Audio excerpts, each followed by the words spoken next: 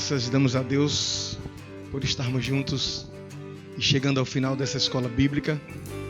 Um pouquinho cansado agora, dada a hora que acordamos, mas cansado físico, mas a alma está regozijando de tudo que estamos ouvindo e aprendendo acerca da palavra de Deus.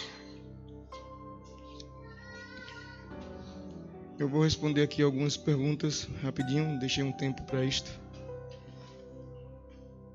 Deixa eu pegar aqui.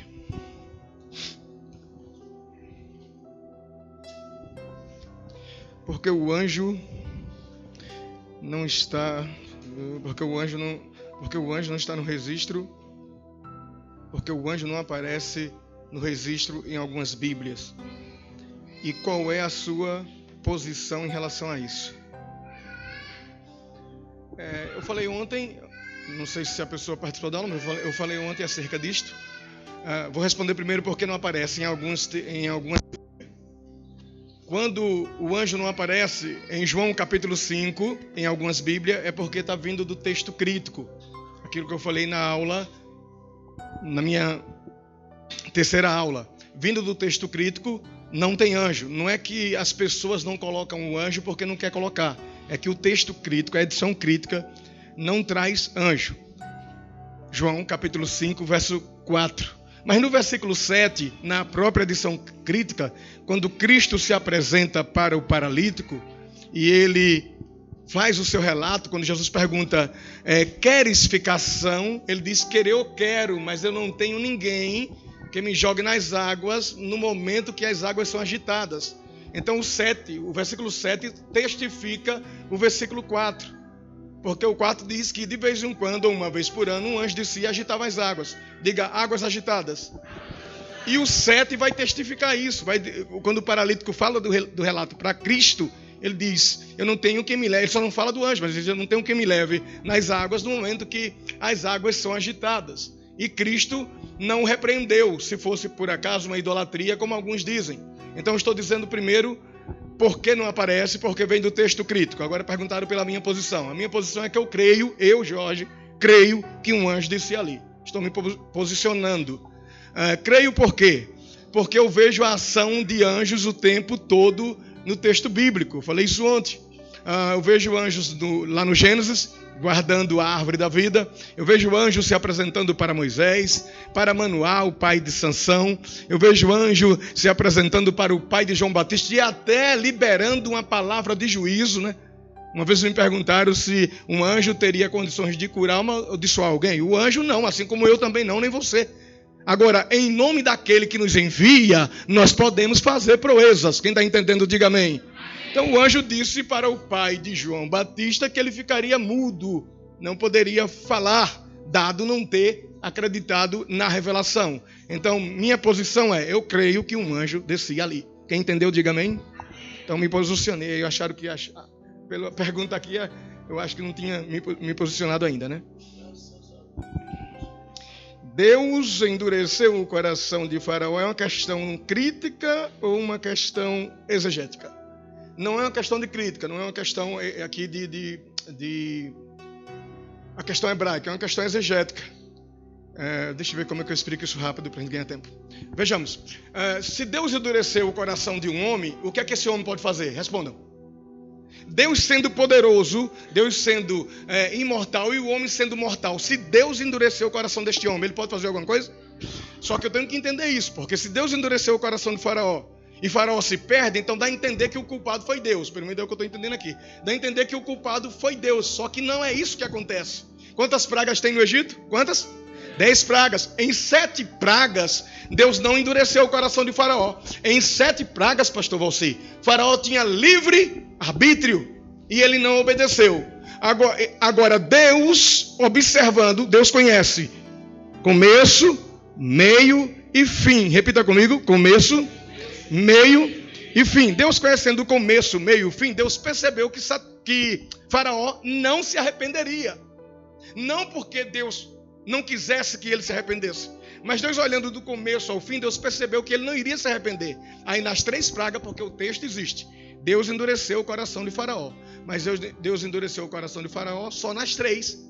Sete, ele estava livre. E Deus endureceu o coração dele porque Deus percebeu que ele já iria se perder. Então ele não se perde porque Deus quer que ele se perca. Ele se perde porque Deus, conhecendo, entendeu que ele de maneira nenhuma liberaria o povo. Quem entendeu, diga amém. Então não é a ideia de que Deus é o culpado. É mesmo o coração do camarada que é ruim.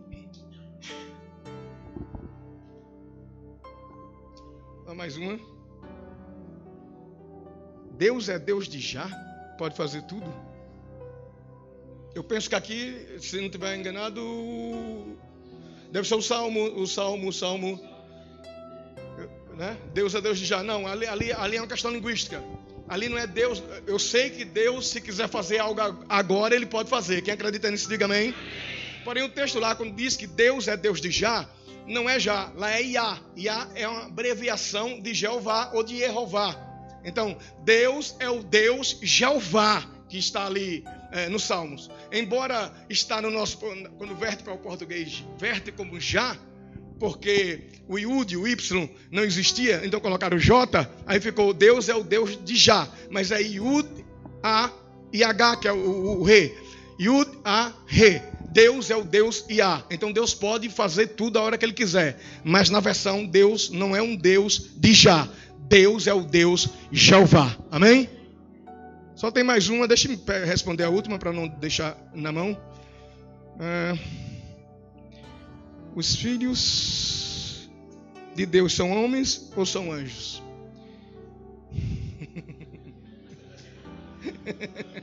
Todo mundo parece que gostou aqui, hein? Aí. Mas eu vou só quebrar aqui. Todo mundo aqui parece que gostou. Não. Ali são homens. Não dá para explicar da forma que queria explicar, porque levaria aqui uns 50 minutos para poder explicar exatamente, mas eu posso ler o texto só para mostrar que a ideia é errada. Abre aí. Bíblia, Gênesis capítulo 6. Gênesis capítulo de número 6. Eu acho que é o versículo de número 4. Gênesis 6 e 4. 6 e 4. Vamos lá. 6 e 4. É isso mesmo. O Gênesis 6 e 1. Deixa eu treinar um pouquinho o hebraico. Como o pastor treinou aí o inglês, eu vou treinar um pouquinho o hebraico. Diz assim: Vai Reu, Binei Ha Elohim, Et Benot Haada, Kitovot Renan, Vai Kehu, Mikol Hashem, Nashe Baharu. Viram os filhos de Deus que as filhas dos homens eram formosas, das quais tomaram para si mulheres e adentraram a elas. A ideia errada é que esses filhos de Deus, sendo anjos, tendo relação com os seres humanos, nasceu gigantes.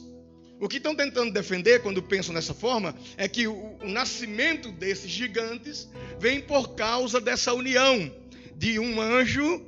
E no caso aqui, filhos de Deus não podia ser filho de Deus, teria que ser anjos caídos, se fosse o caso, que não é. De um anjo tendo relação com um humano. Só que o versículo 4 mata a questão. Veja o 4. Versículo 4. Havia naqueles dias o que havia? Na terra. E também, então não é a união que traz gigante. Já havia gigantes. Então não é a união dos filhos de Deus com as filhas dos homens que traz gigantes. Então essa união aqui, os filhos de Deus são os filhos de Sete. E as filhas dos homens são as filhas de Caim. Ok? 2 gerações que existem no Gênesis. Uma piedosa, né? Exatamente. Mas em relação aos filhos de Deus que apresenta para Deus no livro de Jó, ali já são anjos. Ali são anjos. E é bom aí explicar sobre essa questão do gigante com físico e o gigante com força. Ok. Gigantes que aparecem aqui, se você continuar lendo, os homens valentes de fama. Gigantes aqui é os bárbaros que chegavam e conquistavam o que eles queriam. Não é gigante como Golias. Eu não estou dizendo que não existe gigante. Quem está me ouvindo, diga amém. Eu não posso dizer que não existe gigante, porque Golias é um gigante, né? É um gigante. Não da forma que eles pintam aí, né? O gigantão grandão não. Mas ele tinha 3 metros, quase 4 metros de altura. E gigantes aqui no texto de Gênesis foi vertido da Septuaginta para... Foi quando traduziu do grego... o texto hebraico traduziu para o grego, Septuaginta, e do grego para o latim. Aí o latim trouxe gigantes para o texto de Gênesis, que nesse caso aqui não é gigante, são homens valentes. Quem entendeu, diga amém. A pergunta dele também é interessante, porque a frase aparece lá no texto de Jó. A frase hebraica é Vanei Ha Elohim. Vanei Ha Elohim é os filhos de Deus, que aparece em Gênesis, diga Gênesis. Aparece em Jó capítulo 1, verso 6, diga Jó. Aparece também em Jó capítulo 2, verso 1.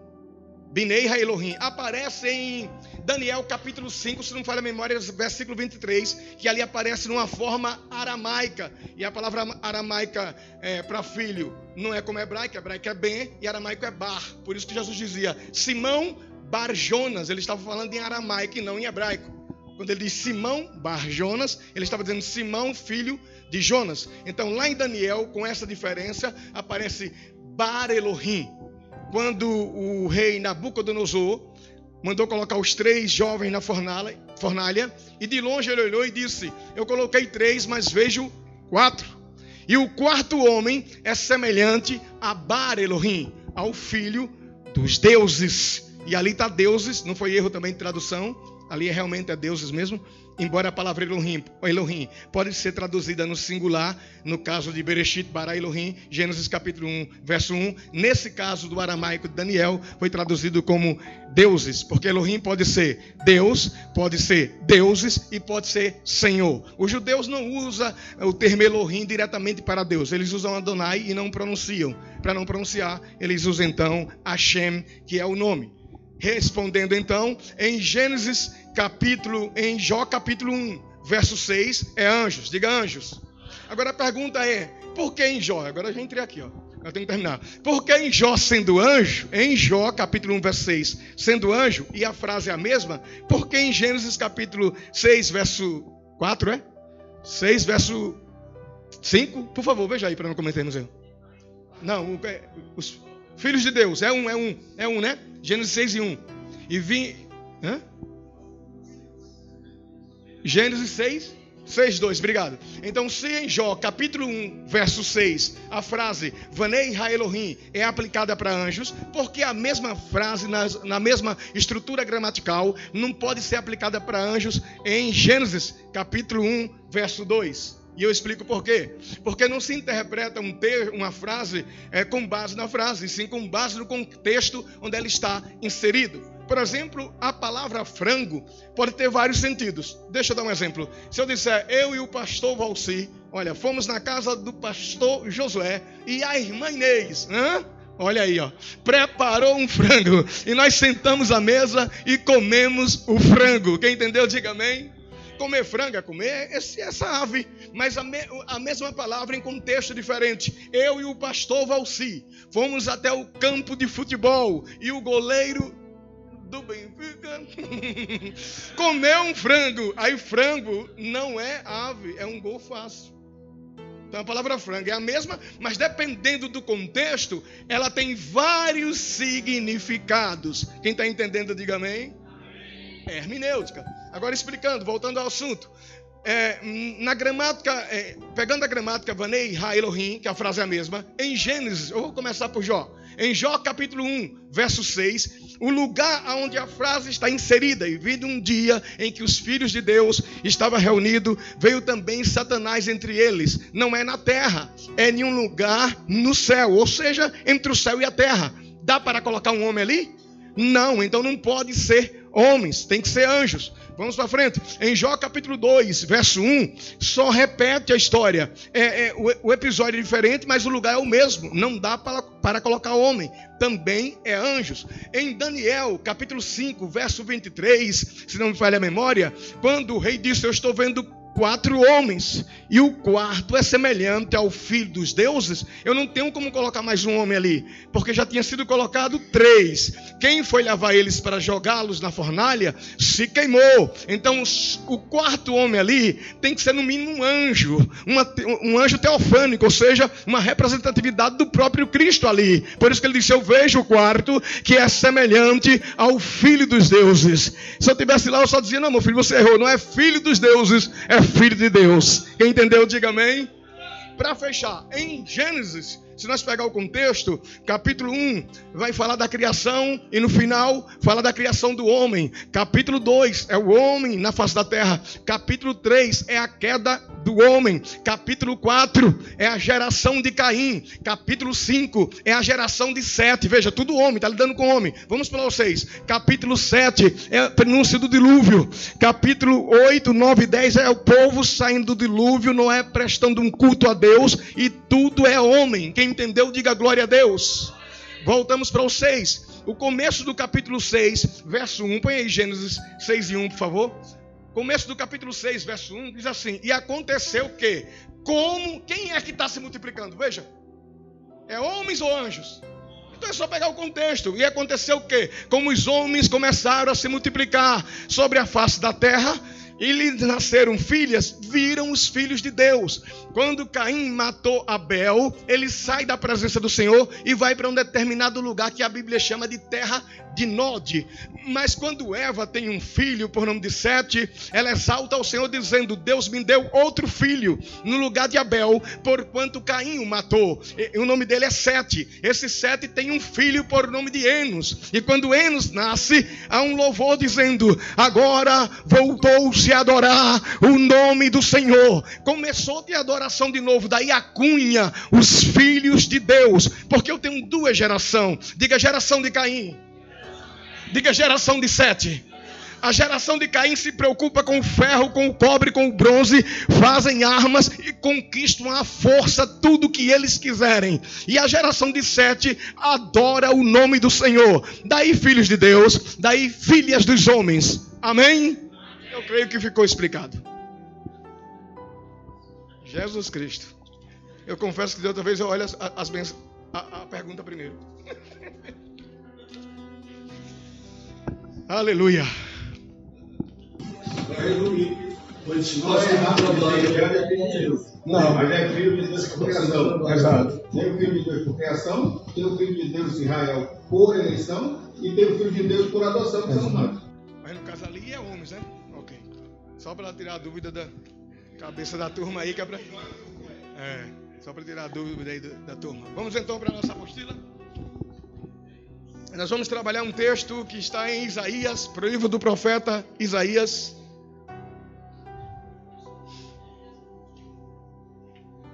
Profeta maior, profeta Isaías, capítulo de número 7 e o versículo de número 14. Isaías capítulo 7, verso 14. Diz assim a palavra de Deus: portanto, o mesmo Senhor vos dará um sinal.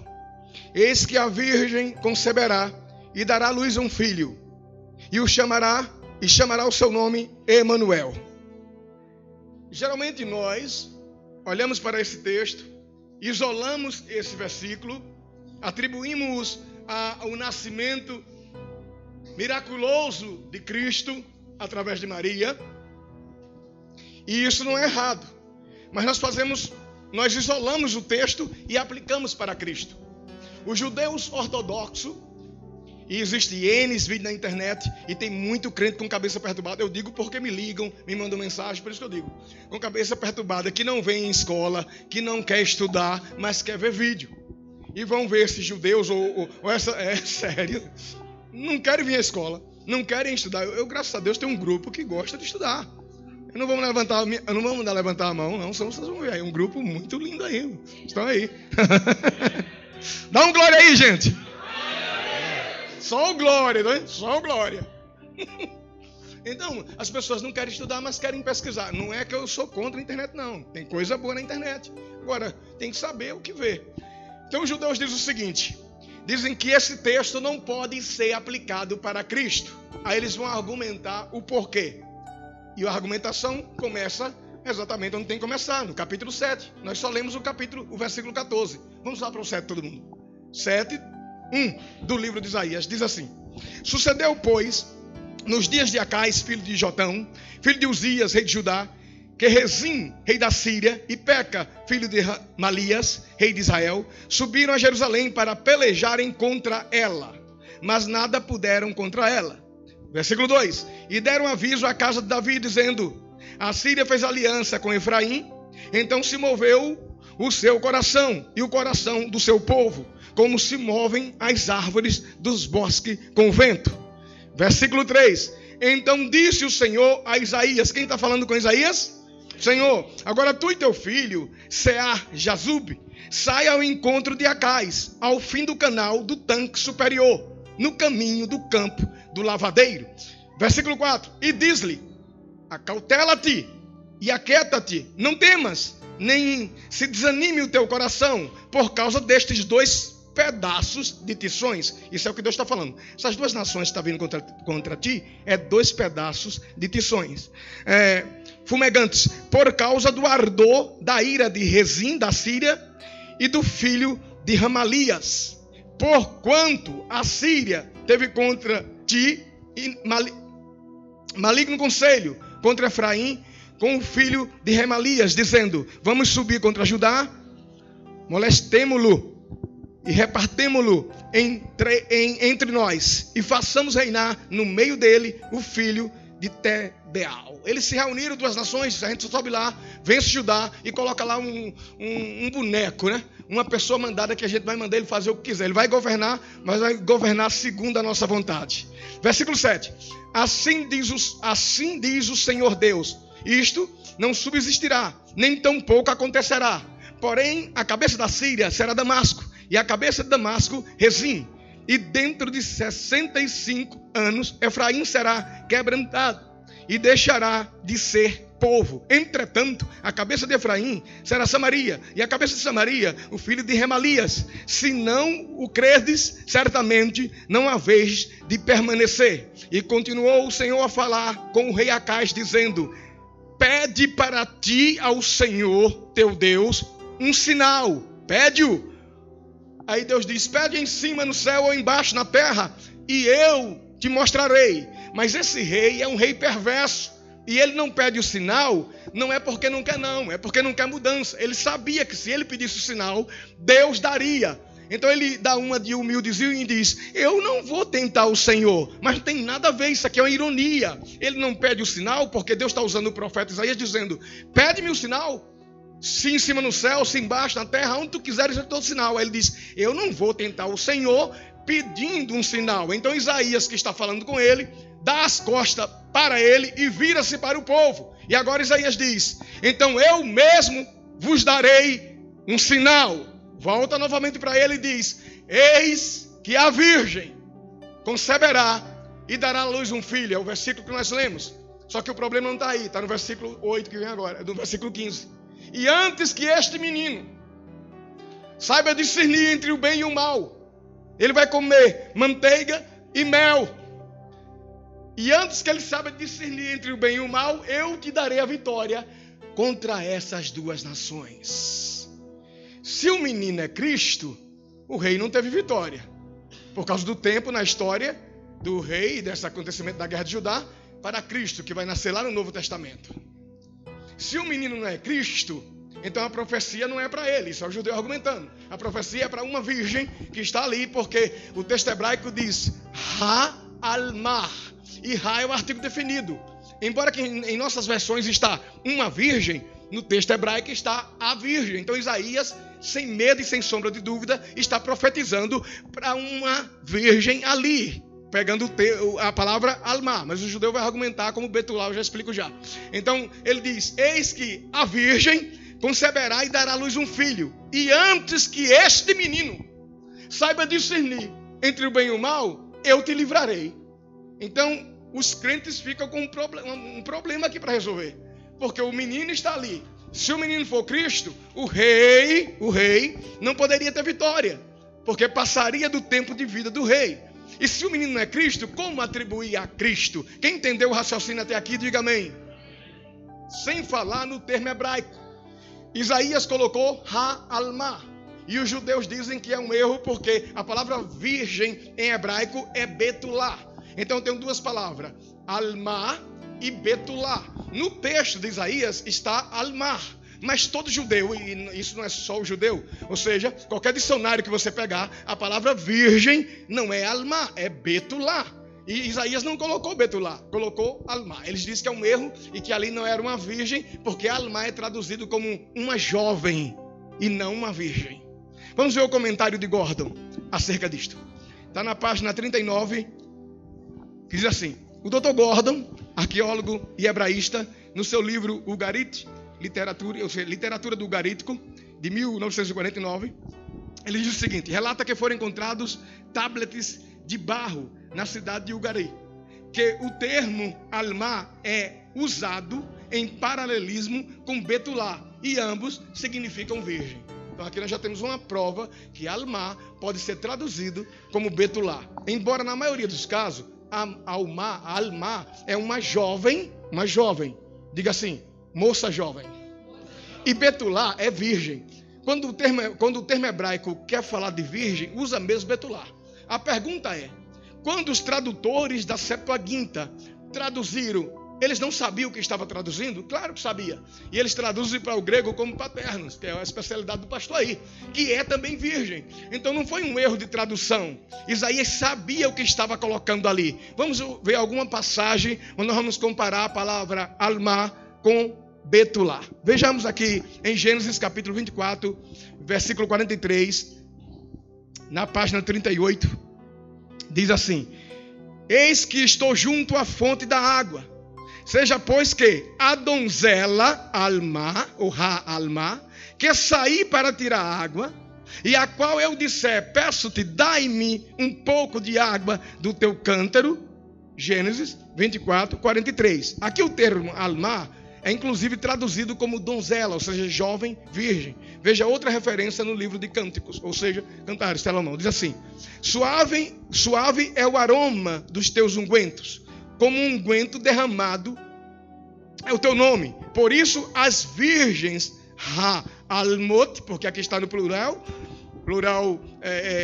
feminino, te amam. Então, virgens, a palavra Almá ou Almot, sendo usada para traduzir como virgem. Diga jovem.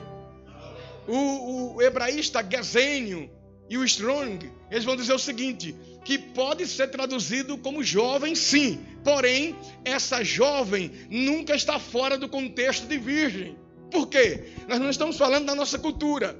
Na nossa cultura, temos até alguma dificuldade. Nós encontramos, sim, ainda jovens virgem, mas há algumas dificuldades. Mas nessa época e nessa cultura, toda jovem era virgem. Quem entendeu, diga glória a Deus.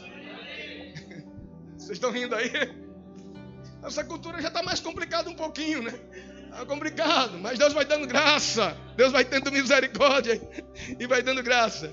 Agora vamos lá. Entendendo o termo, então Isaías usou Almar. Sim, usou Almar como jovem, mas o grego traduziu como virgem. Então é virgem. Amém? Agora tem o problema da profecia.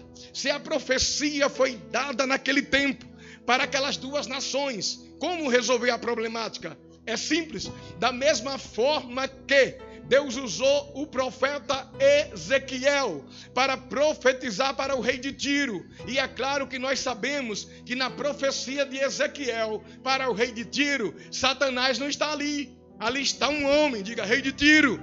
Não é Satanás, é o rei de Tiro. Porém, as características, Deus estava procurando na terra um homem que ele pudesse se usar como tipo para deixar uma mensagem para a igreja. Então, a profecia do profeta Ezequiel para o rei de Tiro tem duas vertentes. É chamado de projeção profética. Repita comigo: projeção profética, que a profecia ela vale agora para aqui, mas também ela tem um sentido que vai se estender lá na frente. A mesma coisa aqui, quando o profeta Isaías se direciona para a moça que estava ali, alguém disse talvez fosse da família real, é uma moça que está ali mesmo, está dizendo: eis que a virgem, não pode ser a virgem, tem que ser a virgem ali mesmo, que está próximo dele, conceberá e dará à luz um filho. Só que essa profecia vai servir para ali e vai servir também para lá. Diga profeção profética. Mas ainda tem um problema. E antes que este menino saiba discernir entre o bem e o mal, eu te darei a vitória. A pergunta é: quem é o menino. Voltamos no capítulo 7, para o versículo de número 3. Vamos saber quem é o menino. 7:3. E então disse o Senhor a Isaías: agora tu e teu filho será Jazub. Por que Isaías teria que levar o menino dele? Veja o detalhe.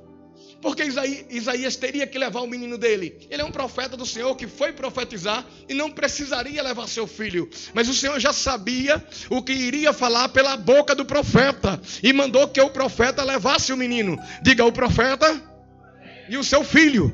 Então ouça agora a profecia. Quando o rei não quis pedir o sinal, Isaías então se voltou para o povo e disse: eu mesmo, falando em primeira pessoa, como o Senhor falando na boca dele, eu mesmo vos darei o sinal. Volta para o rei e diz: eis que a virgem, diga, uma jovem real ou daquele tempo, eis que a virgem conceberá e dará à luz um filho. Diga, luz a um filho. Agora ele não vai falar do filho da virgem, ele vai se virar para o menino dele e vai dizer: e antes que este menino não é o menino da virgem, é o menino dele. Nada mais, nada menos. Quem esclarece isso é Daniel Tove e Guezenho. Quem entendeu, diga glória a Deus. Tá claro? Complicou não? Perguntas? Pastor, mas 99,9% remete a esse versículo a Cristo. Sim, não deixou de ser. Eu não falei que é. Mas literalmente então não é. Calma, eu falei que é dois sentidos, por isso que é bom perguntar, tá vendo? Dois sentidos, diga projeção profética. O profeta Isaías profetiza no presente momento dele para uma jovem no tempo dele. Porém, a projeção profética vai se estender. Por quê?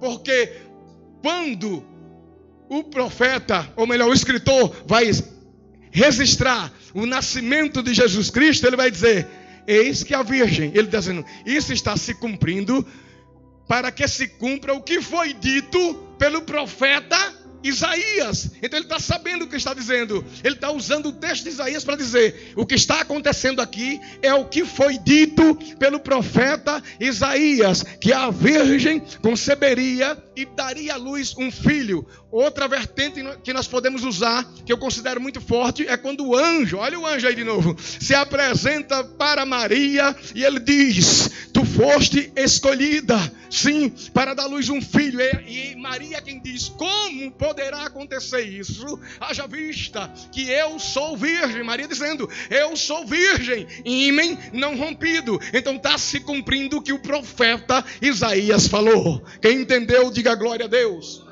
Quem não entendeu, pergunte. É hora de perguntar. É que é para você não sair com dúvida. É a mesma coisa de Abraão, daquele profeta. Exato.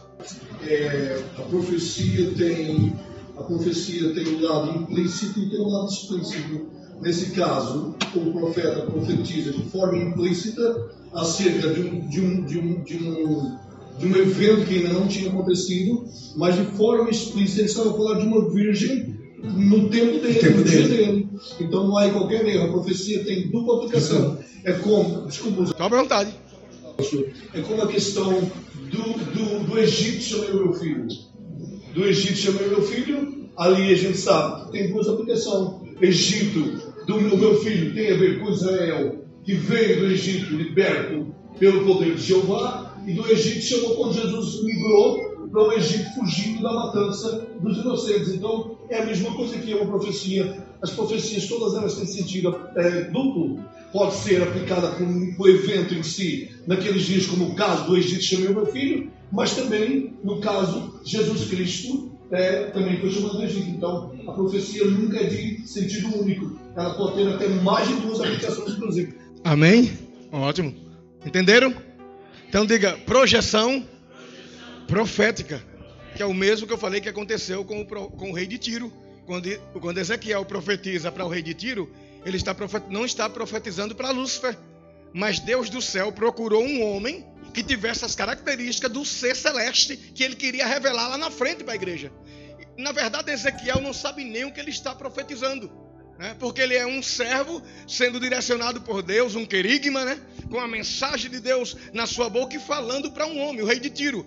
Porém, quando a igreja entende junto aos testamentos, aí nós entendemos que a profecia que foi falada para o rei de Tiro vai ter as mesmas características para Lúcifer, aquele ser que se rebeliou. Quem entendeu, diga glória a Deus.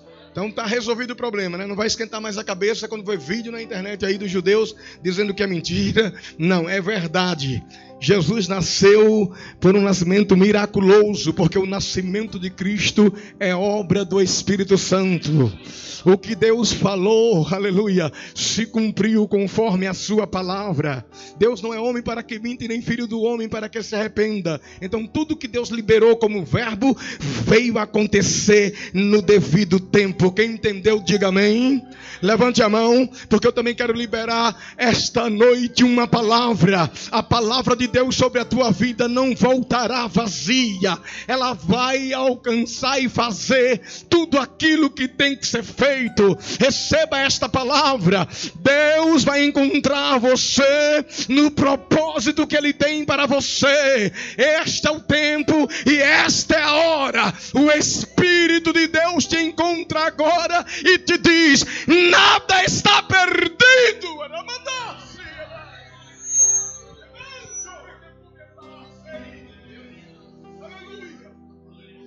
Oh, glória. Oh, Espírito Santo. Oh, como é bom sentir a presença dEle.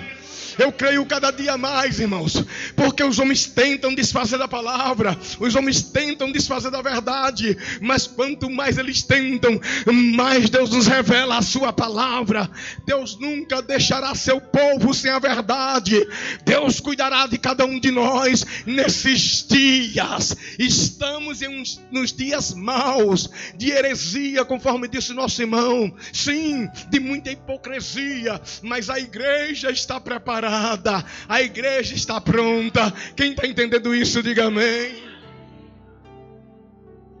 Um aluno me disse assim: pastor, nesse mundo em que vivemos, de tanta mentira e de tanta hipocrisia, se Jesus voltasse agora, o que seria? Eu disse: o que seria? A igreja de Cristo está preparada agora. Aleluia. Se Cristo viesse agora, estaríamos prontos. A igreja está pronta. Amém? Entenderam? Amém?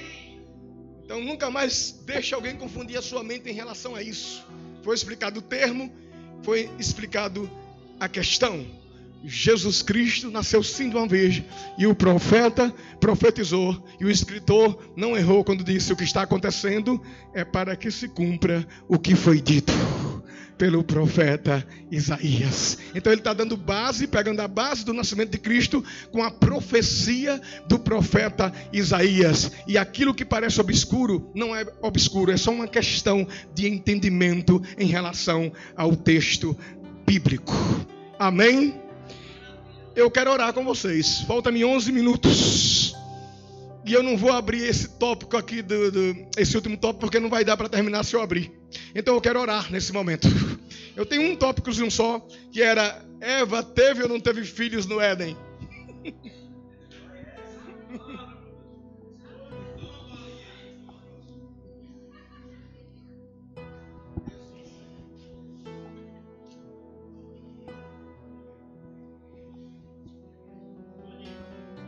Quando interpretamos é normal, ou seja, é justo, é normal interpretar uma passagem com base na versão, claro, e sempre que possível, sim. Mas quando interpretamos com base só na versão e pegamos o termo multiplicarei grandemente a tua conceição, geralmente a ideia é que 0 mais 0 é 0 vezes 0, ou 0 vezes nada é nada. Então, se multiplicou, se está multiplicando, tem que ter alguma coisa. Alguém que tiver o livro, leia, por favor, Gênesis, capítulo de número 3, verso 19. Gênesis, capítulo 3, e o versículo, Gênesis, capítulo 3, e o versículo 16. Pode. Diz assim: e a mulher disse: multiplicarei grandemente a tua dor e a tua conceição. Com dor terás filhos, e o teu desejo será para o teu marido, e ele te dominará. Leia, multiplicarei. Leia no livro.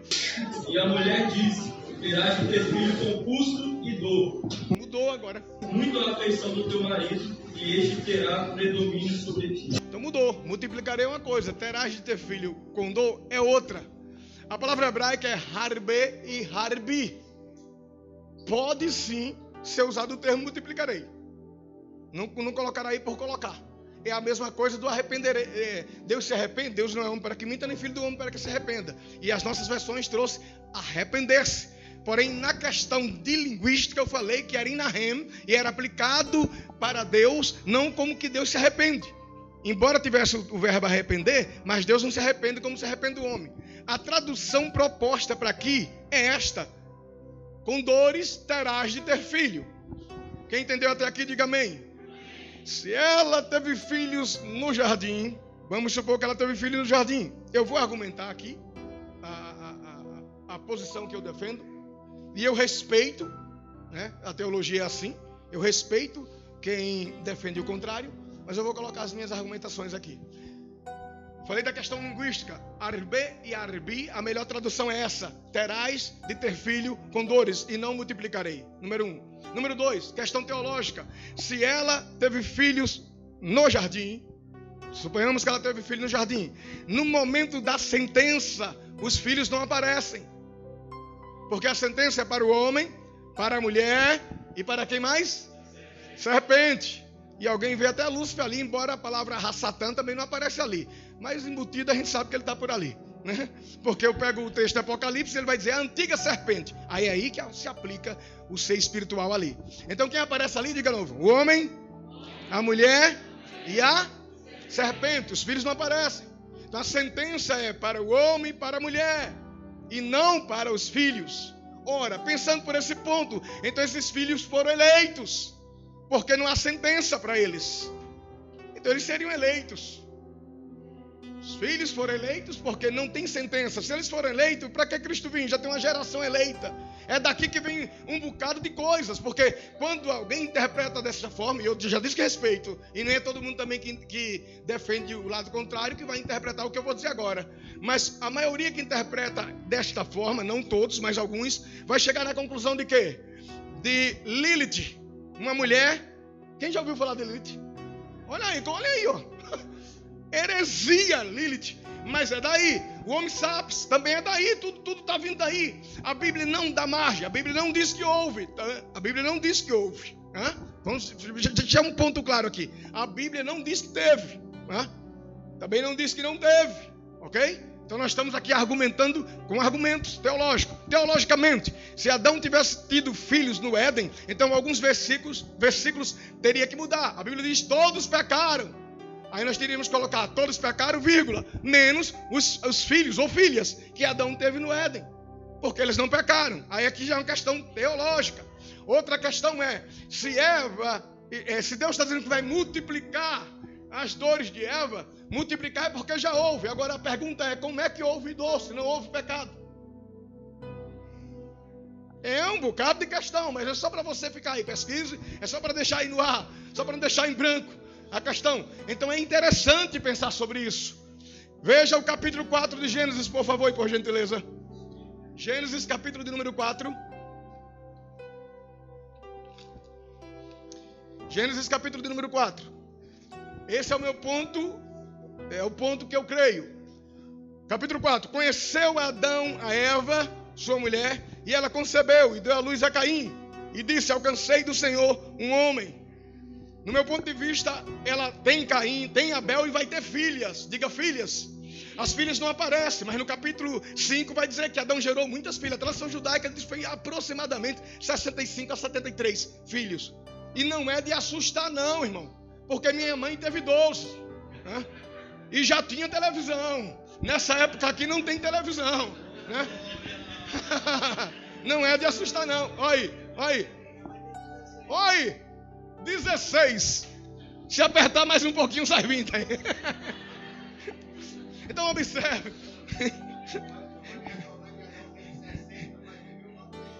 Também, né? Ainda viveu 930 anos, ó. E o homem hoje só vive em 100 e ainda tem 12. Hã?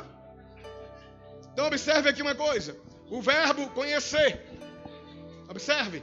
4, verso 1. E conheceu Adão a Eva. 4, verso 25. Deixa eu ver se é isso mesmo. Veja o 25. E tornou a conhecer. Então observe. No capítulo 4, verso 1, ele conheceu. No capítulo 4, verso 25, ele tornou a conhecer. Esse é o meu ponto de interpretação. Se ele tivesse conhecido, aqui seria no 4, tornou a conhecer.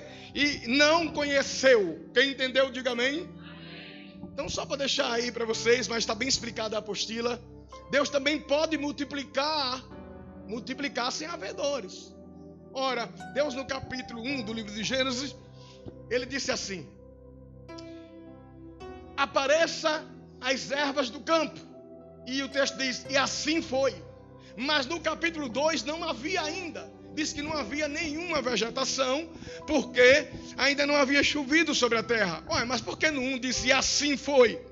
E no 2 não existe. Porque na mente de Deus, quando Deus libera o verbo, já está havendo. É sério isso. Quando Deus chamou Abraão e disse, o termo hebraico é lelehá. Lelehá é sair para ti. Deus está dizendo, Abraão, encontra-te e eu te encontrarei. A gente diz, sai da tua terra, da sua parentela e vai para uma terra que eu te mostrarei. Mas o termo é, sai para ti. Quando Deus fala, Deus sempre fala, o verbo no presente em hebraico é agindo. Eu posso dizer na língua portuguesa, eu vou comprar um carro. Isso não quer dizer que eu estou comprando. Sim? Mas no português, no hebraico não. Se ele disser que vai comprar, ele está comprando. É agindo, o verbo é na hora. Por isso quando Deus diz, eu vou falar contigo, ele já está falando. Se veio a palavra do Senhor a Jeremias. Ei, Jeremias, levanta e desce à casa do oleiro. Então Deus já estava falando. A palavra, o verbo no hebraico, no presente é, se eu estou fazendo, eu estou comprando, estou agindo. Quem está entendendo?